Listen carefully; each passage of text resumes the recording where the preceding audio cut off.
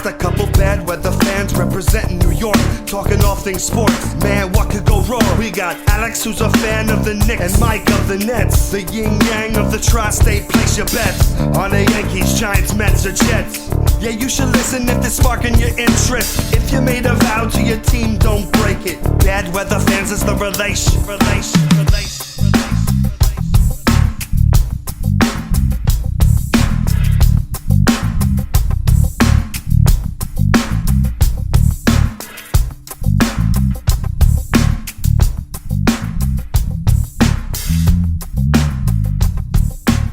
That's right. This is Bad Weather Fans, episode number 161. Mike Piazza, Alex Benezowitz.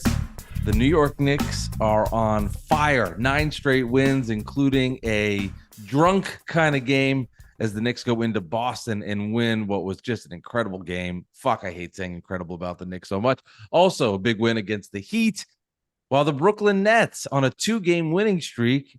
And like the Knicks, they go into Boston and get a win, and then the Nets go home and they beat what I think is the worst team I've seen in a long time in the Charlotte Hornets. Knicks 9 straight, Nets 2 straight.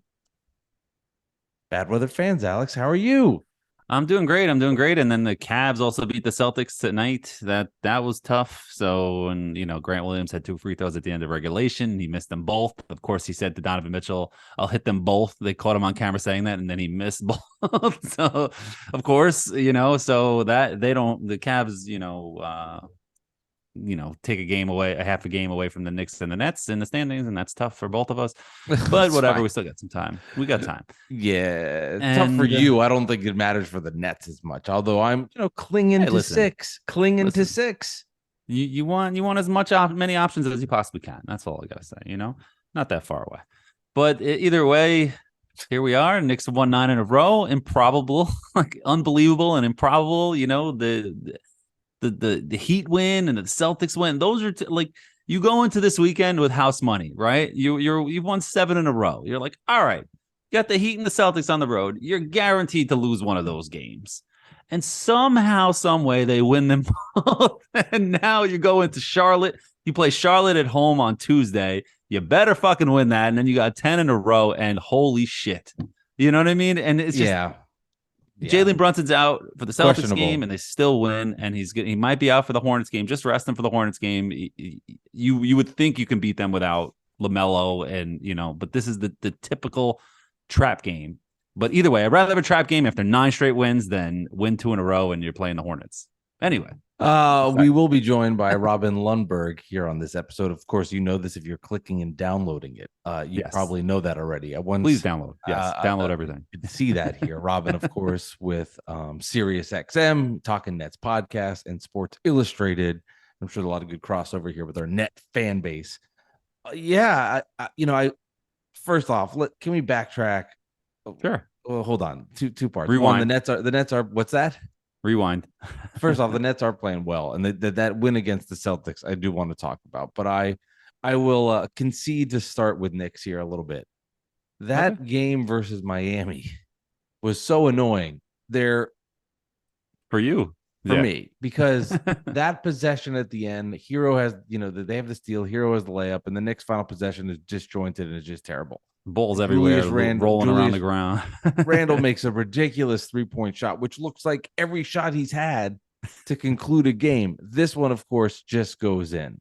It's a double bang. Yes. And then the Celtic game, here are the Knicks down 7 at the half, and they have a huge run in the third quarter, take a big lead in the fourth, about 8, 10, 11 points. Then the Celtics come back and, make this thing interesting. Well, how about at the end? They have a chance to win the game. They're up 3. All they have to do is let Jaylen Brown score, and Grimes fouls him, and he gets the end one.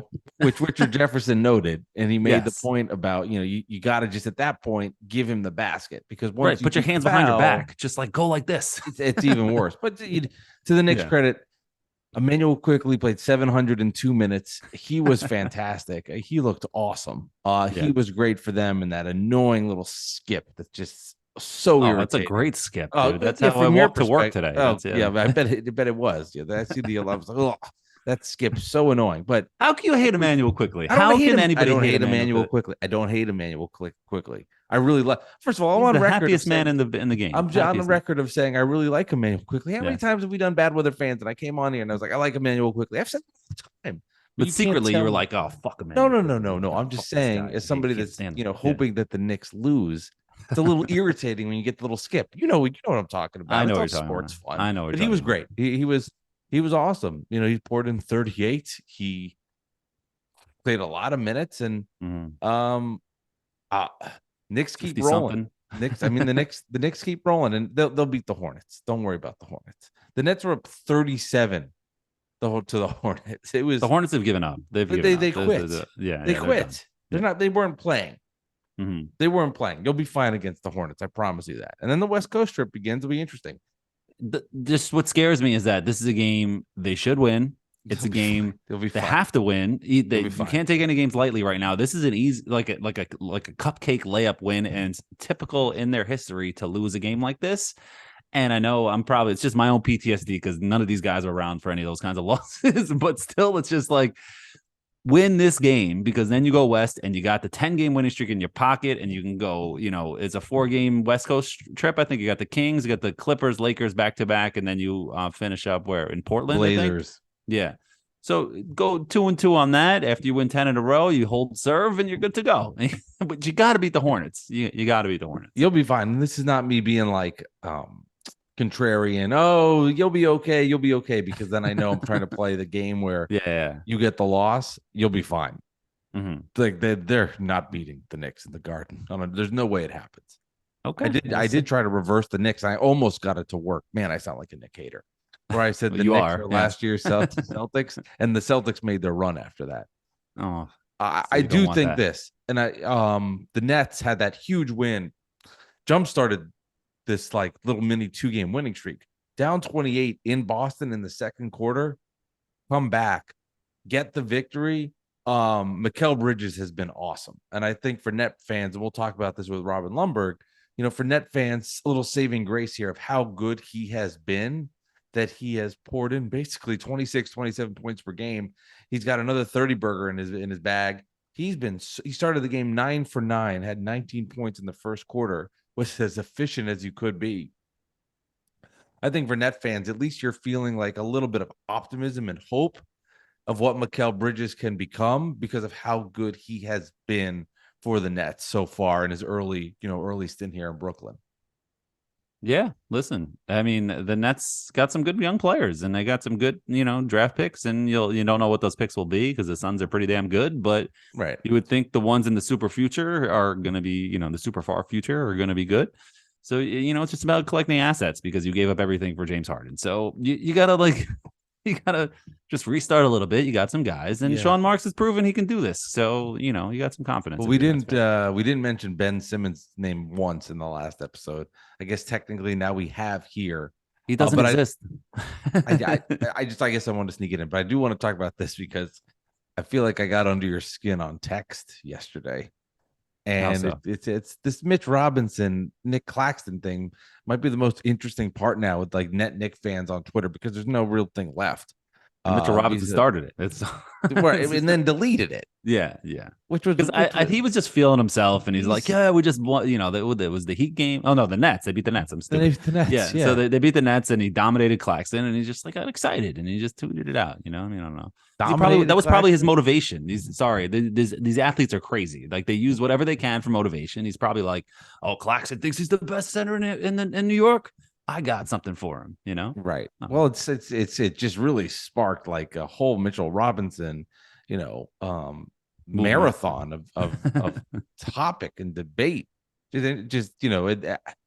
Now I like Mitch. I actually feel for Mitch because that's probably something I would do. Like in the moment, so excited and then delete it. Like that's so me. Then I would go to you, Alex, and be like, "Hey, I just said I'm like the best podcaster in New York. I'm gonna delete it." Like I would so do that in my own moment. Have you heard of Robin Lundberg? I know, I get that, but I totally, in a weird way, respect Mitch. Now you had this text where you were like, "Can Nick Claxton beat guys off the dribble?" All Nick Claxton does is take the ball coast to coast when he shouldn't and drive. I don't know if Now, to give some context, you sent me a play of Mitch Robinson taking a guard off the dribble and scoring. Now, and you were like, can Nick Claxton do this? And I said, yes. Now, do I have evidence proof of him playing against guards here and there? But if you're going to ask me if Nick Claxton can go off the dribble, yes, he can do it. I've seen him do it a million times. He was a guard, and then he shot up at Georgia and got real tall from high school to Georgia and became a center, but he's got natural guard abilities. So when you're sending me these, clickbait Nick videos that I don't want to see, you're going to get under my skin. Well, I mean, Mitchell Robinson has shown he can do that in the past as well. He's made some plays and he's taken some guys off the dribble. He's taken the ball full court on a fast break before, looking good, not like looking like he's stumbling and bumbling. You know what I mean? So there's something there with that. And you know how he, he could shoot threes in the open gyms during the summer, so we'll see how it goes. It's all fun debates, Claxton versus Robinson. We need something to argue about. It's all good. What is fun even more for me is that the Knicks are trending up and the Nets are kind of like, stabilized. They went down and now they're kind of there, and it's kind of, I'm just happy, Knicks are winning. Yeah, no, of course. I mean, the Nets have played better basketball, and it's helped. They got the Rockets on Tuesday. It's on the road, and then they're starting their little trip here, so that'll be big for them. But I mean, I think if I've said this, I'm a Nets fan. I want the Sixers in the first round. I think for me that would at least be, unless it got embarrassing and they went out there and just got totally embarrassed. Definitely possible. Definitely. But to me, like, if you got into a matchup with the Sixers where there's no pressure on you, Ben Simmons won't even be there, so it won't even be a storyline, and you could just go out and just play with house money, to me, that at least could be fun to see, and then from your end, I don't know. I'm trying to get a read on the Knicks fan base, because I think and I they know want you the have a Cavs. whole question. They want the Cavs, but it's just Knicks like, fans what would now for you deem a successful season? Like if they win around, they lost the Cavs in 7, but it was like a great series, back and forth, whatever. I don't, however you want to define it. Is that good enough now? Yeah, I mean, honestly, if the reason why 2 years ago, to rewind again, the reason why 2 years ago the Hawks series was so disappointing was that they blew game 1 when Trae Young hit that game winner when he cooked Ntilikina, and then game 2 they won, which is amazing. They're dancing in the streets, and then Capella's like, "We're gonna kick your ass," and then they it's just like they just like fell and whimpered down. So that was so disappointing after such a high and having the home court advantage. And then last year was a buzzkill, and then this year now it's like, all right, we're riding high. So okay, you get to the playoffs and you play and Knicks fans want the Cavs. It eerily reminds me of the Hawks, where we want the Hawks. We could beat the Hawks. Some of my friends are saying, "Oh, we'll sweep the Hawks." You know what I mean? And I'm just like, all right, guys, like let's relax. I mean, I think we could beat them. Let's beat them, but I don't know. And now with the Cavs, everybody wants the Cavs, and I think though, if the Knicks get punched in the face by the Cavs and get swept, it's going to be all over the news and all over Donovan Mitchell. And I still think the Knicks should have gotten Donovan Mitchell, but it's going to be in our face and it's going to be annoying. If the Knicks go long series, 7 games, it's down to the wire, and they just lose and they gave it their all and then they were done, you can't be upset given where they were last year and where they got to. You could be upset in the moment, but when you look back, you're like, all right, this is a good season. We got something to build off of. If they go down without a fight and get punched in the mouth, and Donovan Mitchell averages 55 points a game in the first round, then that's a big problem. Well, I mean, if you're a Knicks fan, I think obviously wanting, you should be thinking about trying to get a home court. And I've, right now it would be the 5-4 seed, and the Cavs did get a good win for them against Boston. 41-26 is Cleveland. Knicks 39-27. I don't know who's going to have home court in the 4-5. I really don't. I do believe those are the two teams. People have said, well, why can't the Knicks move up to the 3? Well, the problem is the Sixers don't lose much. They're 45-22. So it's not a less of an indictment against the Knicks. More of the Sixers are a good team. Is going to win 53-54 games. So the Knicks got a lot of go 16-3, which would be, insane. They might, maybe, I don't know. But the point is the Sixers are going to win games. I really think you got the 4 or 5 seed there. And I think that's the matchup you're going to be locked into. And it does set up to be, from all the history that had happened in this offseason, not getting Mitchell, it does seem poetic that will be the series. And I do think there's some tendency for fans to forget what's going on with other teams. The Cavs are 41-26. They recently had a 7-game winning streak. They're not a pushover. And I think that's why you hear a lot of people that believe in the Knicks or think that this Knicks Cavs is going to be a great series. It really is. But this idea that like there's some people going that's already over, Yeah, the like Cavs the aren't Cavs ain't bad. shit. Yeah, I mean, the yeah. Knicks might steamroll them. I don't know, but there's no guarantee of that by no stretch. Right. The Cavs have been consistently good the whole season. The Knicks have had 2 big winning streaks this entire year. that's what they're riding They're on. playing their peak and at the right time, though. Don't get me wrong. No, they are. But they had that 8-game winning streak in December, and they have this 9-game winning streak now, hopefully 10. And other than that, they played 500 ball. So, so it's which Knicks are going to show up. And I know they seem like a different team right now, but you're riding high right now. So all you're seeing is greatness. And since Josh Hart, they haven't lost. Since Mitchell Robinson came back, they haven't lost. But just they're not gonna win out for the season. They're gonna get punched in the mouth soon, and hopefully it's not by the Hornets, but it might happen out west, and we'll see what happens. But you're never as high as your highs, you're never as low as your lows. It's just how it is, I wish just be careful what you wish for. So I wish I could feel that way, but I'll tell you, my highs are higher, my lows are low. I know what you're saying in theory, but I can never stick to that personally. Well, you've had 2 different seasons. The Nets have had 2 different, completely different seasons in 1 year. It's insane. I know, really. It's wild. And then even this run with this new team has shown like glimpses of greatness, glimpses of being like a really good team. And then just like, what the fuck is going on here? I mean, like the win in Boston was to be down 28 to the Celtics and come back and then like be pulling away. I mean, it was shocking. It was I can tell you, I was watching the first quarter on TV, the second quarter on my phone. So I was bathing my son, and it was like 52-24. And I'm just like, ugh, I gotta go watch this downstairs. Mm-hmm. And then all of a sudden they were down 22 points with 3 minutes left, and they went on this crazy run to cut it to 9. And then from there, the third quarter was just, they blitzed them. There's something, if we were doing a Celtics podcast, this would be one of those episodes like, can the Celtics turn it on for the playoffs, or is this the team we're going to see? Yeah. They lose again. They're not playing well.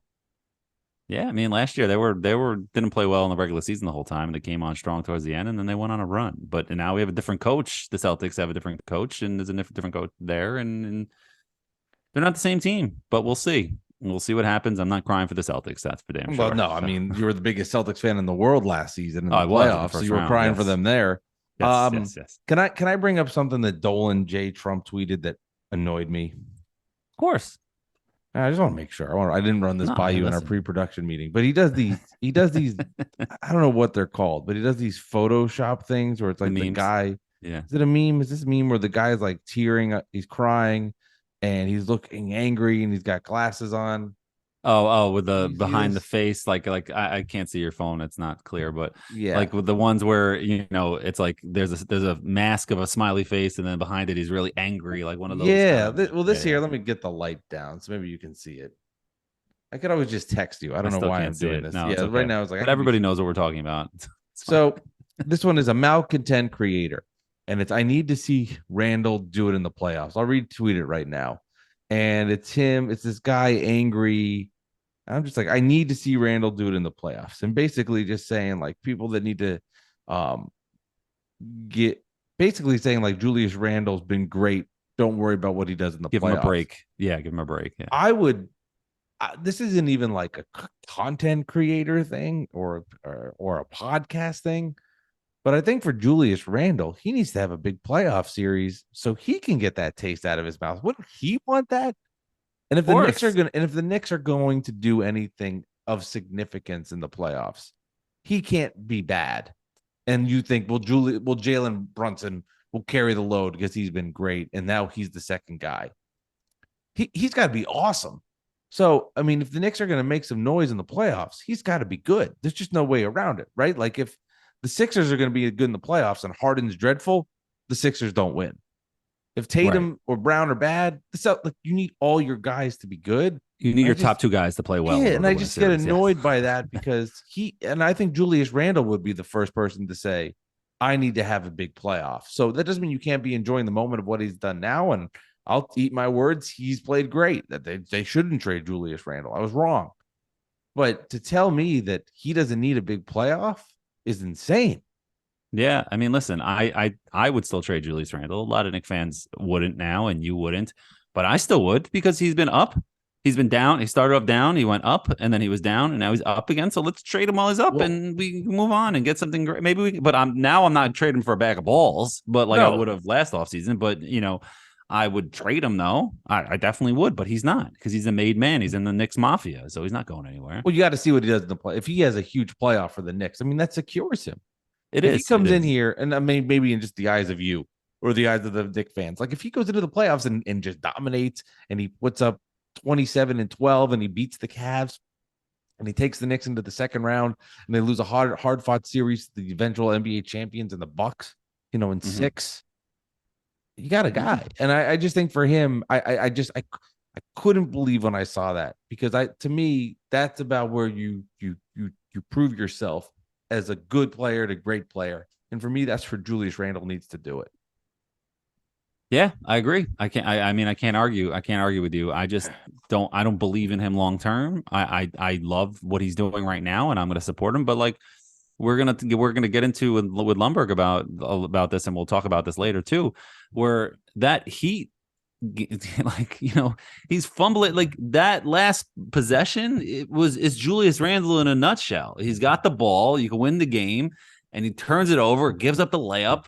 Gets the ball back, stumbling and fumbling the ball everywhere. We talked about this already. And then he hits up this crazy shot and he gets the double bang and you win the game. That's Julius Randle. Like, how can you depend on somebody like that? Right. You're not a hater if you don't believe that he can do it consistently because he hasn't done it yet as a Knick. I know he's had a career before the Knicks where he played well, but he was never in the playoffs before. So that shot, he's here and he's the man. That shot is so apropos of everything. I couldn't agree more. All right, we'll talk to Robin. One last one for you, Alex. Then I'll shut up. Would you still draft R.J. Barrett ahead of Mikal Bridges in the redraft? Ahead of Mikal Bridges? Oh no. Okay. No. Okay. Can I tell you a funny story real quick before we get to Robin? Yeah. So I'm visiting. I'm down in Florida visiting my family and my wife's family. I have the winter house down there. So we're sitting we're at Delray Beach and we went out to this nice dinner. Me and my in-laws, and we went out to this nice dinner. It was like it's a real fun town where lots of bars, lots of restaurants. Everybody's out in the streets walking around. So we had this nice dinner, a Greek place, really good food. Walk down the street to this ice cream shop. I'm having this big cone ice cream. We're hanging out, having a nice conversation. I look to my left. It's like guy walking by. I make eye contact with 3 times. Like, who the fuck? That's Mike fucking Piazza.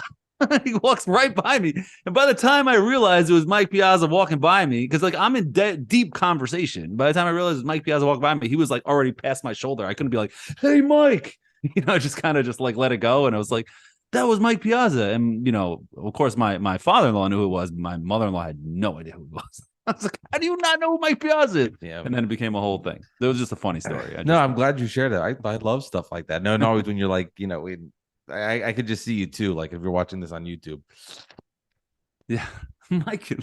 Looking to the side. Because literally, I was in a moment where you don't expect Mike Piazza to be walking by on the street, like you're eating ice cream in a deep conversation about something, and you just happen to glance to the left, and one of your favorite baseball players, one of the best Mets players of all time, the best Mets hitter of all time, of my favorite team, just happens to walk right by me, 5 feet away from me. It was just insane. I think the only thing that I can only kind of think about that's similar is I was at a Nets game and I was in the bathroom. And I went to pee, and I didn't see his. I don't know where that's going. It's going nowhere. But I looked to my left, and I'm like, "That's Bruce Willis." I'll never forget that. What? Yeah, he was at the Nets game. It was Nets Lakers NBA Finals. He was in the same bathroom. That's pretty cool. But at least you're at the NBA Finals. So if you happen to see somebody okay, maybe. I'm sitting here eating ice cream with my in-laws, and a Mike fucking Piazza walks by me on the street. You want to come on Bad Weather Fans? Hey, Mike. I've been subscribed for 2.5 years. Of course, guys, love you. We made eye contact. I made eye contact, and he stared right at me. So I looked at him twice, and I think he was like, "Oh shit!" One of those, what's gonna happen now? Yeah. And it took me a second to put it together because it's just not a person I was expecting to see. Anyway, well, that was a perfect natural transition to Robin Lundberg. Yes. No, thank you for sharing it. All right. Here is Robin Lundberg, Sports Illustrated, Talkin Nets, Sirius XM is on there as well. And we're going to have a fun time talking about the Nets situation, of course, the Knicks situation. So sit back, enjoy. If you're a net hater, Nick hater, all of it, have some fun. Here's our conversation with Robin Lundberg. All right, and as promised here on Bad Weather Fans, Robin Lundberg, you know him from Sports Illustrated, of course, Talkin Nets. And if you're a Knicks fan, maybe on Twitter, going after the Knicks a little bit, having fun. But Robin, thank you for coming on Bad Weather Fans. How you doing tonight, man? I'm doing well. You know, it's funny. The Knicks thing, it goes back to when I was doing sports talk radio in New York at 98.7 in New York. I actually had Carmelo Anthony cut a promo for me to say, like, Knicks fan police, leave Robin alone, because I used to go after the Knicks fan police. Those were the fans that, like, no matter what you said, they had a problem with it. It didn't matter. Like, even when you're and quick origin story. I came to New York in 2004. Huge NBA head my entire life, right? I got in over at the radio station, never talking basketball. And I'm like, I'm going to make sure that we talk basketball. And I believe in the heart of hearts, New York wants to be a basketball town more than anything else. So I started like rationalizing Isaiah Thomas moves. And I'm like, Eddie Curry, let's go. And all that sort of stuff. And I tried to will the Knicks to be good. And then I was around the Knicks a lot, covering them. I covered the Linsanity run closely. I was in the locker room and all that for that team and hung out with some of those guys.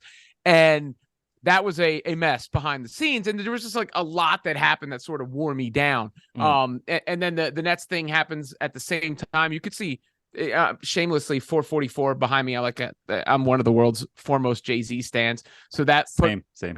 Put a little interest in me there. And then I wanted to drum up the whole Knicks Nets thing at the same time. So, the Knicks fans going after me is not new, but it was happening even when I was as supportive of the Knicks as anyone I knew.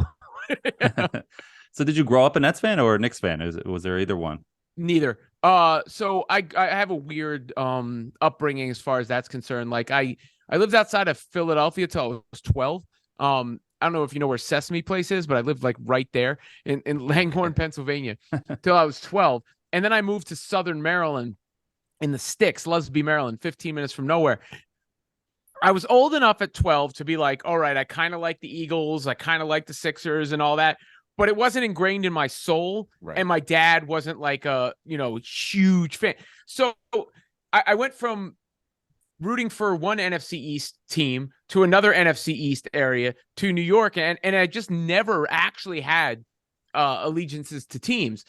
It wasn't until the D'Angelo Russell year with the Nets where I said that thing about the Knicks and Nets going blah, blah, blah. And then I saw the Nets rebuild themselves from, I like to say they emerged from the bomb shelter to rebuild civilization. They had nothing and they put themselves into a pretty promising spot. And that's when I was like actually campaigning like, Katie, you should sign with the Nets. And I had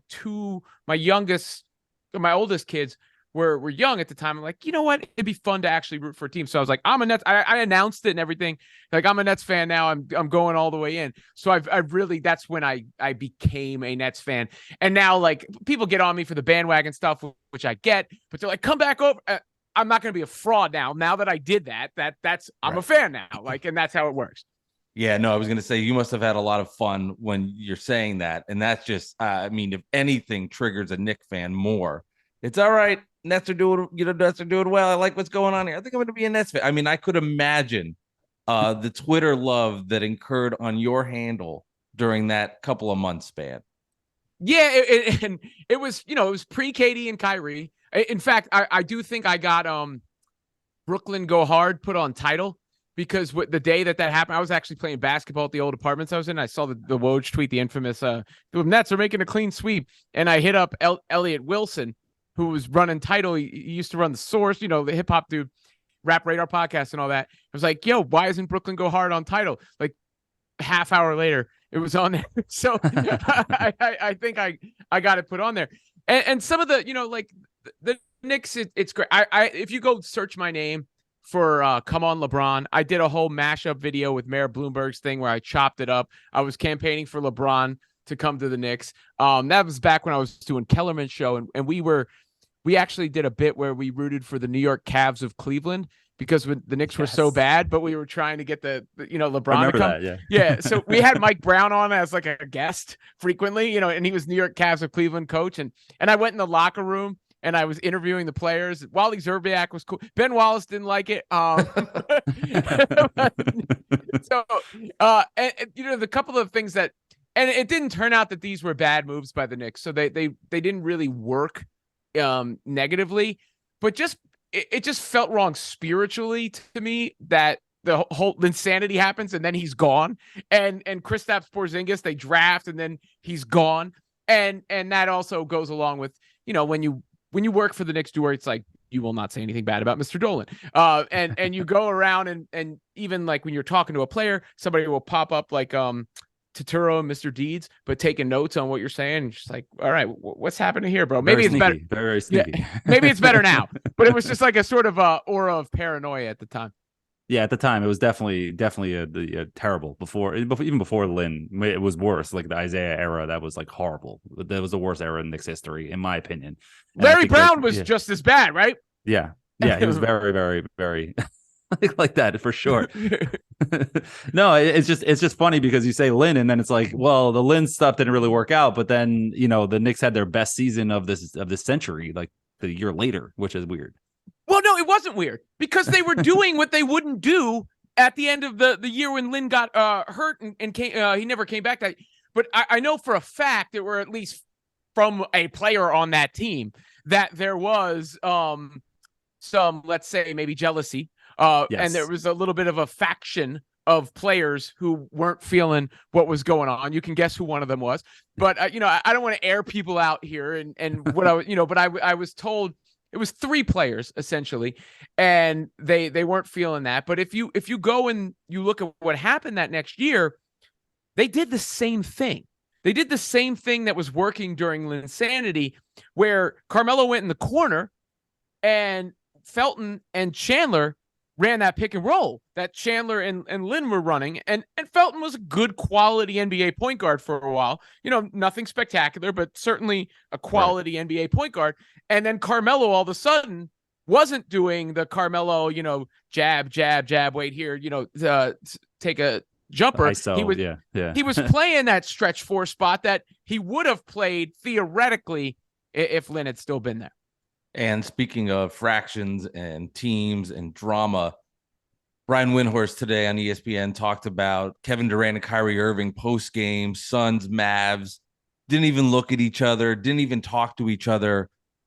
I know Alex and I had discussed a lot, and I had said, I think he was blindsided by Kyrie because, well, that's the kind of thing that Kyrie Irving would do, and that's to dissolve what Kevin Durant did. We said, peace, I'm leaving, I don't want to deal with this. But surprised at all that they have basically, sounds like, have not spoken. The relationship is in a bad place, and Durant and Kyrie right now are in their separate corners doing their things in the West. Well, when something goes as bad as the whole Nets thing did, you can never say it's just one thing, right? Like it's always going to be a plethora of things. But the common denominator in everything was Kyrie Irving. And Kyrie Irving is, I don't hate the man personally. He's a brilliant basketball player. In fact, there were so many times I would watch him and go, I wish he could be my favorite player, but I know, door number 2, right? Like there's something coming. And everything that happened, I think you could point back to Kyrie. So if I'm going to say one person is responsible for the downfall of the Nets, I have to pick one. It's Kyrie, and I don't have to think about it. It's not Sean Marks. It's not Joe Tsai. It's not Kevin Durant. It's not James Harden.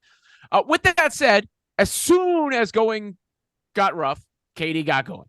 And if you're being real about it, when he requested the trade this summer, it was probably over, and we're just delaying the inevitable. So I actually, with the benefit of the last couple of weeks, I think KD did the Nets a favor because I think the last chip that they had was Kevin Durant, right? All the other ones, the Harden trades have been pretty much a disaster, both of them, both the one to Houston where they still owe picks. And what do they got to show for that? And then the one to Philly where they don't have a single player who's helping them from that trade. And in fact, they have an albatross of a contract in Ben Simmons. They may They still have another pick, which hopefully turns out okay. Then the Kyrie trade was whatever. But, I think considering the Kyrie trade was fine, considering where Kyrie was at, and they get Dinwiddie and Dorian Finney-Smith, who are playing a lot right now, and what could be an attractive first-round pick. But the real home run, I do believe, was the Suns trade, where, think about it like this. After what we've seen from Mikal Bridges, where he has, 4 30-point games in his last 9, he's averaging 26 since coming over to the Nets on greater than 50, 40, 90 shooting.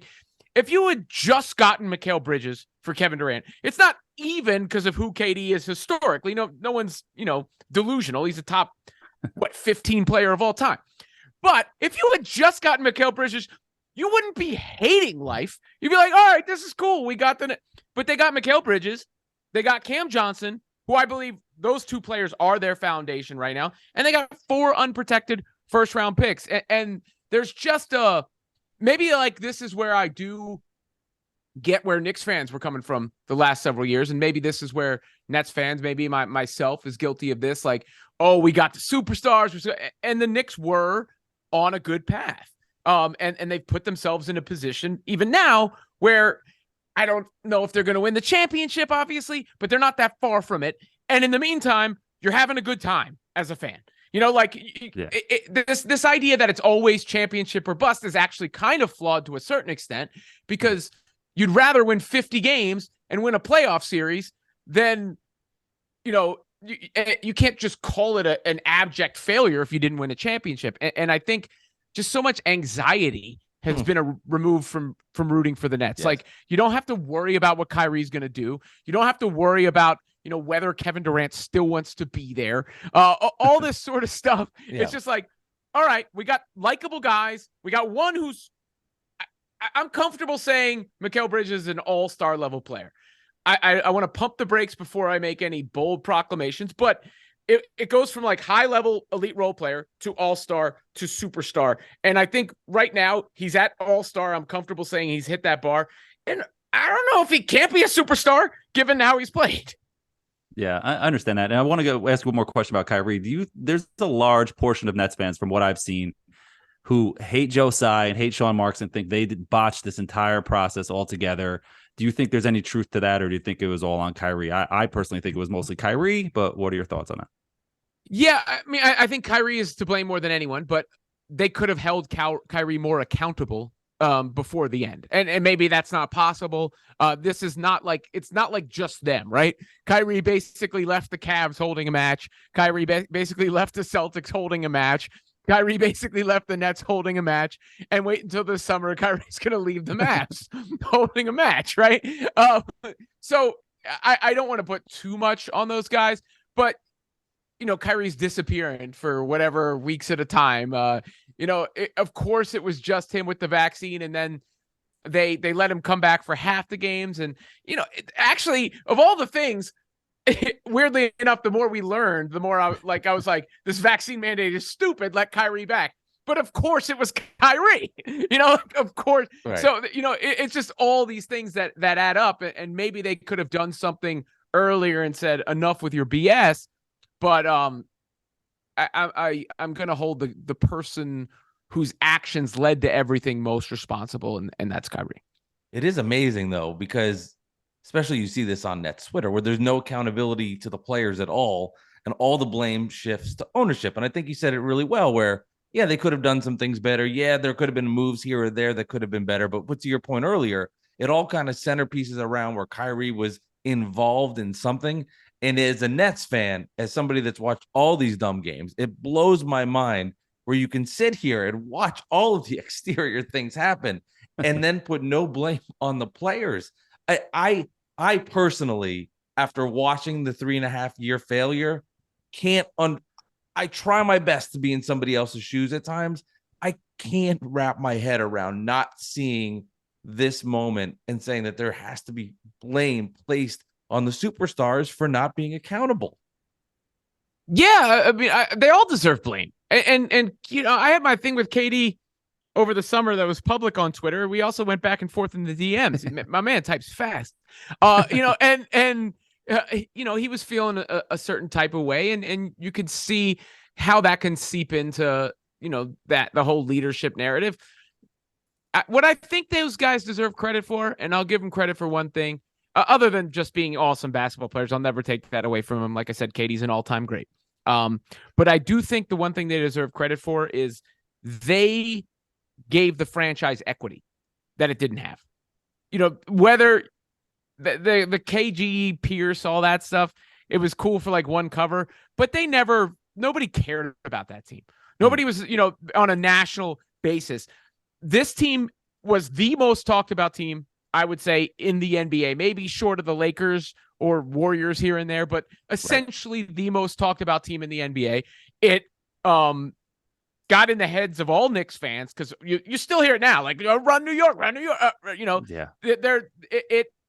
And I don't think that's something that goes away. I don't think that, yes, it may dissipate in the sense where they won't have as many national TV games for a period of time, or they might not be talked about on these debate shows every day the way that they were before. But I don't think you establish a brand like that and then it just goes away where you're irrelevant and nobody, views you that way. And then the last point I'll say on the whole thing, they probably should have won the title in 2021. That team probably should have won the title. That's the one point where it was just bad luck. Harden got hurt. Kyrie got hurt. Katie almost carried him to a win against the Bucks, and his toe was on the line. They probably would have lost later anyway because of the injuries. But when they were full strength, they demolished the Celtics. They were up on the Bucks even without Harden when Kyrie went down. And then they almost beat the eventual champs without two of their Harden was out for the first half of that series, then hobbled, and Kyrie was out for the second half of that series. Yeah, so they probably should have won the title that year. It's what makes it so fucking frustrating is because you're right. If at full strength, they're up 49 on the Bucks in game 2, and you're looking like this team can't lose a game. But I mean, that's, I guess, some of the flaws with this Nets is Kyrie Irving was always hurt, and that was part of his problem. And of course, James Harden picked the first time in his career to start getting injury prone was with the Nets at the end of the season with the hamstrings. And it was just always something that seemed to go wrong. But as you alluded to before, I thought it was really interesting talking about the Knicks and going right and just having fun with this season. What's been your impressions on the court with the Knicks, especially after that kind of insane win against the Celtics in overtime, double overtime? Yeah, the Knicks, look, I think Tom Thibodeau has a habit of having teams play hard and have an identity. And it's always strange to me how hard Knicks fans were on him, especially after 2 years. That 2 years ago, that Knicks team, I don't know. I still don't know how they won as many games as they won. Last year, obviously, didn't go as well. But this is a group that's been together. Some of these guys have been developed. Like Emmanuel Quickley, obviously, has been developed, right? Robinson has been developed. They made a trade to get in Josh Hart, who I like that trade. The second it went down, he's a hustle guy, gets to loose balls, stuff like that fits within their nucleus. And then we talked about it with Bridges a little bit earlier. I think the best current example of this may be Brunson, where sometimes it's just more opportunity allows somebody to show what they're actually capable of. Just Jalen Brunson won 2 playoff games for the Mavs last year. And I knew he was good because I saw that. And I saw him play alongside Luka. But because you didn't get to see him do it consistently or with the ball, Luka dominates the ball maybe more than any player in the league right now. Because you didn't get to do it consistently, and you have this sort of judgment of a player in your head. He's drafted where he was drafted. The ceiling's limited. He's not that athletic. Blah, blah, blah, blah, blah. You just doubt that he could do it for an extended period of time. It turns out he's been that guy, and now he just got the opportunity. And Brunson could get to his spots. He can get his shots off anytime you want. And he gives me more confidence in their ceiling because I trust him to make plays down the stretch, which has also helped Julius Randle, who I didn't think excelled in that role. But now that Julius Randle doesn't have to worry about that extra attention, that extra pressure, it unlocks him a little bit. I think their biggest hole is on the wing with RJ Barrett, so inconsistent and never having, developed into that reliable piece. But it's kind of remarkable when you look back through some of these trades in history, like James Harden going from the Thunder to the Rockets, where you knew he was. I remember watching him in the Western Conference Finals. He was the best player on the floor. He sucked in the finals that year against the Heat, but he was great against the Spurs. And then all of a sudden he has the ball the whole time. It's funny, to go back to Jeremy Lin. Jeremy Lin was supposed to be the guy on that Rockets team, but then they traded for Harden and it bumped Lin out of position. But Harden was like, here I am. I'm a superstar. And Jalen Brunson now is like, here I am. I'm kind of a superstar. And now we're seeing it with Mikal Bridges. We'll see what that turns into. But I do like the Knicks have an identity. They play hard. They've got a core that's been together. And this should be a group that is around for a while now and really just, I think they're probably one move away, but they're not far away. Yeah. It's a good point because like Halliburton is another person like that who went from the Kings under Fox, then he goes to the Pacers and he's an all-star. And a lot of that also, like you said, is opportunity. And Quickly is one of those guys. And a lot of Knick fans got on Tibbs because last year he was, and even the year before with Alfred Payton, he was starting guys over Quickly. And when Quickly was this up and coming young player that give him a chance. Alfred Payton starting over him, they're winning games, so you got it. But then then Derrick Rose comes in, it kind of buries Quickly. And then last year, Kemba's there and then he's gone. And then, Burks is starting over Quickly and nobody can understand it. And now last night, when they played the Celtics in double overtime game, he shines on national TV. And we've seen that, on only locally, obviously on MSG, you're watching the games I'm sure, of course, too. But so, but like, the world didn't see that Emmanuel Quickly that we've seen. And now everybody's starting to give him some respect. And it's kind of like, well, Tibbs, what the hell were you doing? So that's where some of the hate comes for Tibbs, where it's like, it takes you so long to adjust because you are so stubborn. You started playing the young guys. You got Grimes in the starting lineup. You got rid of Fournier. And finally, now things are starting to turn. So, yeah, we wanted you fired because you weren't doing these things. And now you're doing them. We're winning. It's like, okay, well, where was that before? But long term, Tibbs, as borderline senior citizen, is he really the guy who's going to lead the team for the next 5-10 years? No. So that's why I don't understand I don't see where the future is with him. But I'm just curious what your thoughts are on Tibbs and his future with the Knicks. I mean, I think he's a damn good coach. He's proven that over the long haul. Those Bulls teams were good every year. The Knicks have been, I think it's some bad luck in Chicago too with the Rose injuries and stuff like that. Yeah. And your point is valid. It's fair. And all fans are like that. The truth probably somewhere in the middle, because Tibbs in his mind is developing these guys. He sees them in practice all the time. He sees the mistakes that we're maybe not picking up in the game. And he then decides, oh, these guys are ready. And then they're out there. Maybe he waits too long. Don't get me wrong. Right. It's kind of like what's going on with Jacques Vaughn and Cam Thomas right now, where Cam Thomas plays those 3 games, scores 40 points, and then is essentially buried on the bench. And he's this guy, he doesn't seem to be able to figure it out in spurts. He needs to have it all the time. And Nets fans are like, why isn't Cam Thomas playing? And then they go on and they win these games and they look good without Cam Thomas playing. You're like, all right, let me maybe take a step back. So I think there's definitely truth in that. And maybe last year, especially, that's valid because they, didn't have Brunson, and they weren't this level team. But I also would give Tibbs some benefit of the doubt. And maybe this is where it's easier when where you're macro instead of micro. Because when you're micro, you're living and dying with every game and every possession. And when you're macro, you can go, well, this guy's teams always seem to win 50 games. Maybe he knows what he's doing. And then those guys that you were saying were going to be good are now good. So perhaps he had something to do with it. As a Nets fan that's not ashamed to admit I want the Knicks to lose every game and I'm rooting for them to lose every game. You terrify me a little bit, Robin, when you bring up the James Harden, not that he's James Harden prime Rockets, but this idea of unleash him, not be around other superstars, that core and give him ball heavy minutes. That is a scary thought. And the more and more I think about it, the more and more I see that this Knicks team, as you alluded to, has a real future. When it's all said and done this season, where do you think the Knicks finish when it's all said and done with the playoffs? Yeah, I mean, you got to look at the draw, right? Let's see, where are they at right now? They are 4th and 5th with Cleveland. Cleveland's a good team. I think that's a long series. I kind of look at that, and I look at that as pretty much a coin flip series, more or less. And I could see that going either way. I think that's a long set. So I think the Knicks, they can win a playoff series.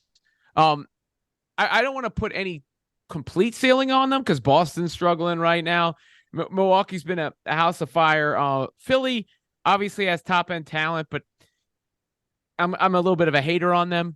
Philadelphia free throws because of the it just pisses me off that they don't. So many of their offensive possessions don't end with them even trying to shoot the ball. They're just all crying to the refs. Everything's about the refs. Yeah, trying to get a shooting foul. Yeah. But I think the Knicks could win a playoff series and look at net rating since December and everything. They profile really well. Again, I think the one thing they're missing is a dynamic wing. That's the one piece. If they had that I would then say they could win the championship. Wow.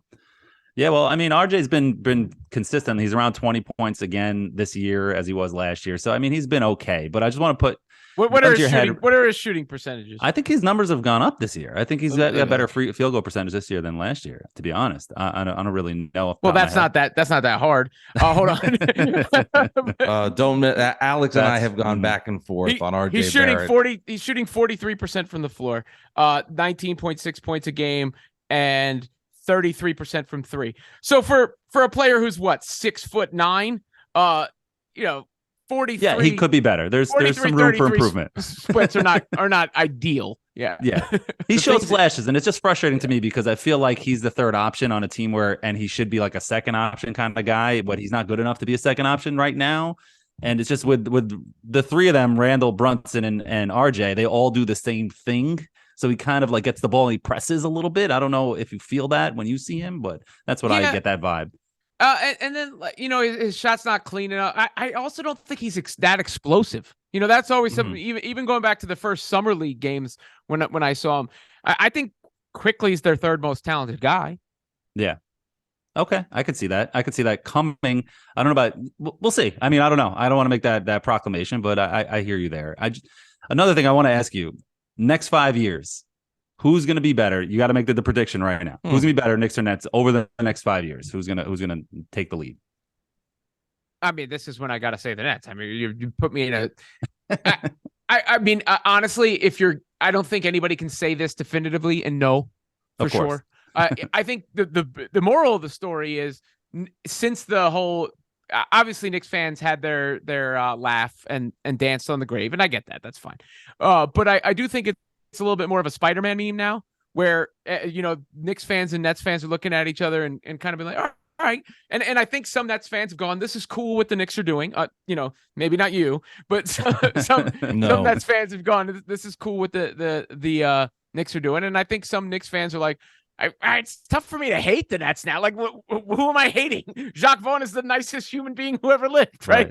But Bridges is cool. He's a nice guy. He plays hard. Bridges, So, I mean, it probably depends on what happens with draft picks. To be honest, like whether that means you're actually making the selections and they pan out, or they're being used. Because I could see the Nets going one of two ways, right? They could go this summer and say, all right, we're going to take some of these picks, attach them to one or two of these other guys, and try and make a move to bring one other real difference maker in. Or, they could do kind of what the Knicks did and sort of go along, collect assets, and maintain flexibility. But I think both teams are actually in a pretty good position where they're competitive with the chance to get better.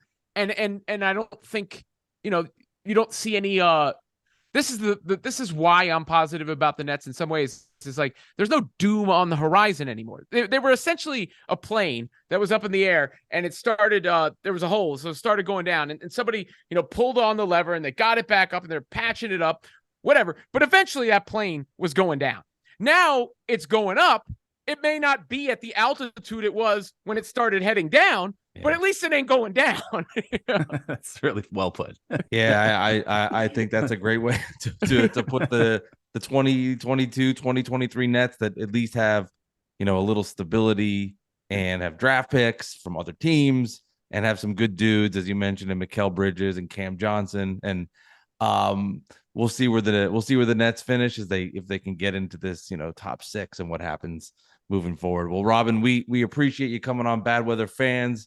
Tell everybody where they can find you on social media, and of course, Talkin Nets for all our net lovers out there. I'm sure you already listened to Robin on his podcast, but with Keith McPherson, they do an amazing job. But Robin, platform's yours for sure.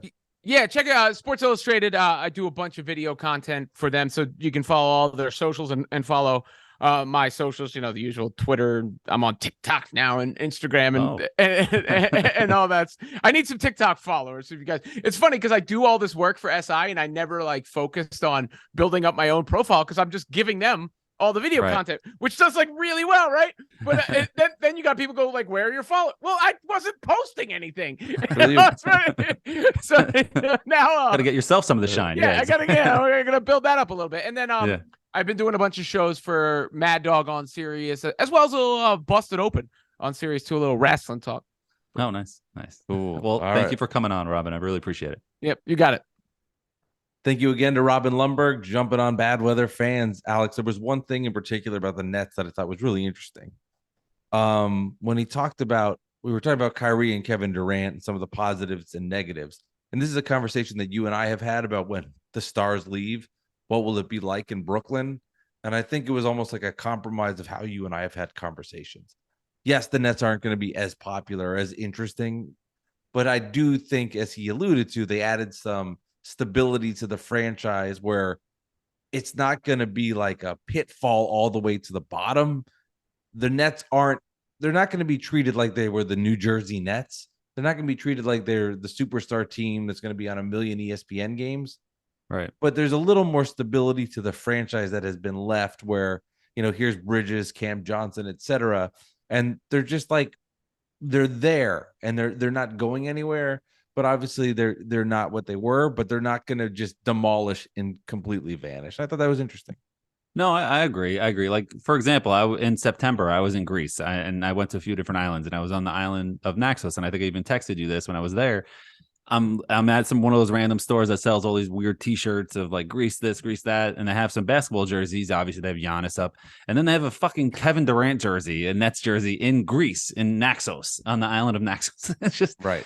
That's not going to happen. You're not going to see a Cam Johnson jersey in Greece. No, So, and there was no Julius Randle jersey there. It was just like, Steph Curry and Giannis, and then happened to be a Kevin Durant jersey. So it's just like, it wasn't for the Nets that it was there. It was for Kevin Durant. So we'll see if the popularity fades. I don't think so. I kind of agree that the Nets have developed the fan base enough over the last 10 years since they've been in Brooklyn, since the Richard Jefferson and Jason Kidd era in New Jersey, that the Nets are a legitimate team in this town.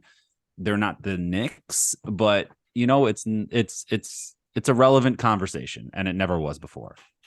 Yeah, it's frustrating that there's just some people that are like, no one cares about him. Whatever. I don't need to go to five fans, and I don't need to go to the repeat play the greatest hits. But that I just thought it was kind of an interesting point to think about it from that perspective.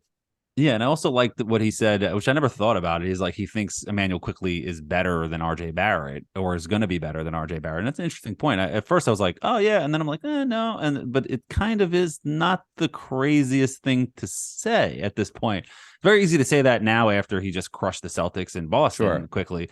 But I do think RJ has more upside. But Quickley is the kind of guy that he's working on his game. He's doing the best that he's just a really good guy, and he works hard, and he's just gonna give it. I mean, RJ does it too, but like I've said also, he's not as a third option. Is just they're all three ball handlers, Randall, Brunson, and RJ, and it's hard to fit in with that when you're the third guy because you're pressing, and he doesn't hit the open shots and doesn't have the best shot selection, but he's only 22. He's got some time. Well. I mean, in the playoffs, Tibbs in big spots. I don't think Barrett's going to get minutes in crunch time. Does it feel that way? I think he'll still get them. I think they might sit Grimes more than Barrett because Barrett's hit some big shots, and he's not a rookie, but second year. Sorry, he's not a great shooter either. I know he's a better defender, but I could see lineups of Brunson, Quickley, Barrett, Randall, Robinson in the clutch in the playoffs or towards the end of the season. It's crazy to just be like, yeah, we're gonna be in the playoffs. Because 2 weeks ago it's like we were in the play-in. Maybe we'll get in. Who knows? Now it's just insane how we got here. Poll question in a second, but what's your Knicks championship meter? Oh, I'm still at a 2 or 3. You were at a 2 last time. Yeah, they're a 3.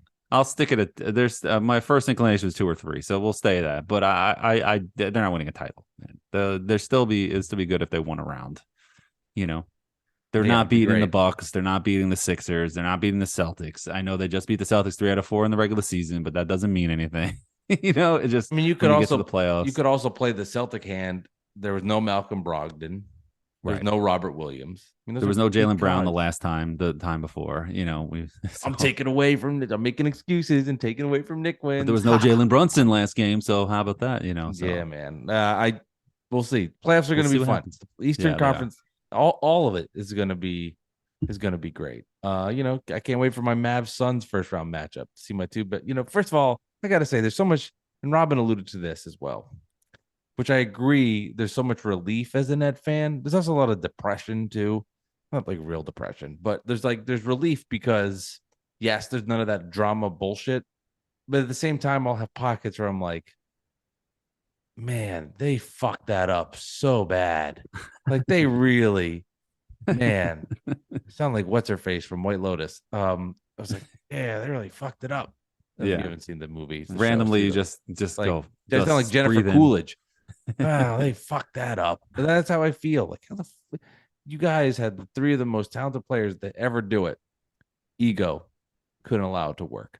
All right, what's your poll question? Okay, poll question at Knicks Central. Knicks fans on Twitter, by the way, at Knicks Central on Twitter. Knicks fans, how far do you see this team going now? First round, second round, Eastern Conference Finals, or NBA Finals? What do you think won, Mike? Second round. Easy. Second round. We had a lot of votes. 53.1% second round. 26.5% Eastern Conference Finals. 11% NBA Finals. 9.3% first round. I hate to break it to Knicks fans. They're not getting to the finals. Just so you know. They are not. You never know. You never know, man. You could see it. You never know. Oh, you know how? Can you imagine that parade, Alex? Yes, it will not be down Flatbush Avenue. It will be in the Canyon of Heroes. If the Knicks win the title, I'm going to that. Give me that address for that place in Greece. Naxos. Good food, man. Good food. I would. Also, I thought it was funny. You're like, I was in Greece. They had Giannis jerseys. Okay, that makes sense. Obviously, Steph Curry. Yeah. All right, bad weather fans. Thank you again to Robin Lundberg for coming on this podcast. A lot of fun. We're keeping it rolling. YouTube, check us out. More good guests coming, and now we're really in the final stretch. This is it, people. The playoffs are coming. Knicks ascending. Nets playing a little bit better. Where will things be in a week? Will the Knicks be on a 15-game winning streak? God help me. Where will the Nets? They're going to win out. They'll never lose again, Mike. Never going to lose again. This is going to go 4-4-4-4. 4-4-4-4. Oh, my goodness gracious. All right, Bad Weather fans, episode 161. We'll see y'all next time. Thank you, Alex. Thank you, Mike. Have a good one.